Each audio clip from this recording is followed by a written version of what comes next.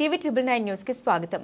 అనకాపల్లి జిల్లా ప్రజా సంఘాల ఐక్యవేదిక అధ్యక్షుడు డాక్టర్ చిన్ని యాదవ్, అంబేద్కర్ సేవా సమితి జిల్లా కోఆర్డినేటర్ బండి అప్పారావు, మత్స్యకారుల సంఘం నాయకులు వాసుపల్లి తాతయ్యలు, మాజీ municipal councillor Bobbili Govindarajulu, retired employees union నాయకులు భరిణి కాన సూరిబాబు, బ్రాహ్మణ సంఘం నాయకులు సత్య సాయిబాబా, ఆర్డీఓ కార్యాలయంలో ఆర్డీఓ షేక్ హసీనా మేడంతో సమావేశమయ్యారు.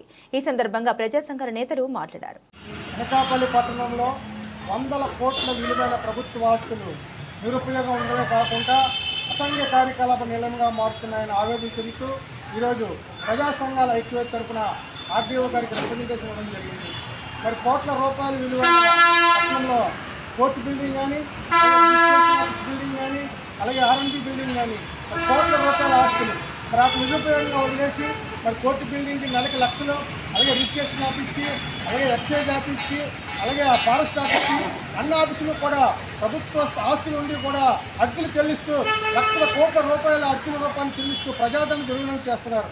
మరి ప్రజల నుంచి పన్నుల రూపేనా, మరి ట్యాక్సుల రూపేనా వస్తువు ధరలు పెంచేసి ట్యాక్సులు వసూలు చేసి అవన్నీ కూడబెట్టడం పోకుండా మరి అట్లా అద్దెల రూపాయలు చెల్లించడం చాలా బాధాకరం. మరి వెంటనే ప్రభుత్వాలు తేరుకొని, ప్రజాప్రతినిధులు, అధికారులు తేరుకొని ఈ యొక్క సమస్యలు పరిష్కరించాలా. ఏ బ్యాంకులోనో పెట్టుకొని కోట్ల రూపాయలు విలువైన స్థలాలు ఉన్నాయి కాబట్టి వాటిలో పక్కా బిల్డింగ్లు ఏర్పాటు చేసి వచ్చే ఆదాయాన్ని అద్దె లోన్ రూపాయలు కట్టేస్తే ప్రజాధనం తిరిగి రాదు. మరి ఇప్పటికీ 6 సంవత్సరాలు బట్టి మరి 3 ప్రభుత్వాలు మారాయి. మరి 2016లో మేము రిప్రజెంటేషన్ ఇచ్చాం. అప్పుడు తెలుగుదేశం ప్రభుత్వం ఉంది, అప్పుడు ఎమ్మెల్యే వేరే ఉన్నారు, అప్పుడు అధికారులు వేరే ఉన్నారు.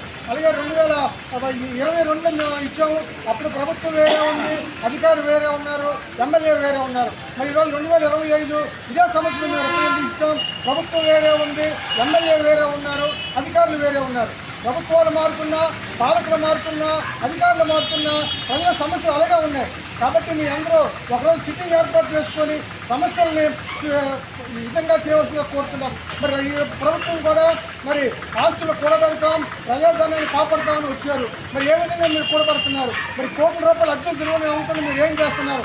సంపద సృష్టిస్తామన్నారే, మరి సంపద సృష్టిస్తున్నారా, సంపద పాడు చేస్తున్నారా? ఒకసారి అధికార పార్టీ వారు ఆలోచన చేయవలసిందిగా కోరుతున్నాం.